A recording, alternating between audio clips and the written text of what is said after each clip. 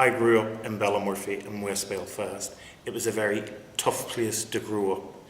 It was especially tough for a gay man going back 40 years ago. They didn't seem to have gay men. I was probably the first. And although a lot of people had to leave Ballymurphy, mostly for military reasons, mine was completely different.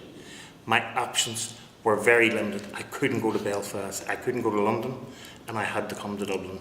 So I left Belfast, I run. Actually, the truth is, I was so frightened, I actually physically ran out of Belfast. I just wanted away. I couldn't take the harassment, I couldn't take the abuse, and I couldn't take the hassle. It felt like when people just weren't turning on the enemy, they seemed to turn to the next thing, and it felt like it was me, and that's why I came to Dublin, just from fear.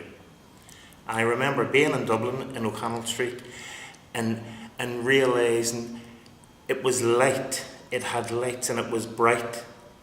We didn't have lights. We didn't have a city centre in Belfast, particularly in West Belfast. We'd no bright lights. Everything was dark and pulled down.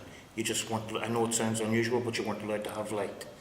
And I remember being sort of a sense of freedom coming to Dublin, and a sense of freedom seeing what the most vivid memory for me was Shivago nightclub. I often dreamt about being in Shivago nightclub in Dublin, and when we came down O'Connell Street, it was in glittery writing at the bottom of O'Connell Street, Shivago, and we just thought we had arrived. And it is still a lasting memory in my life.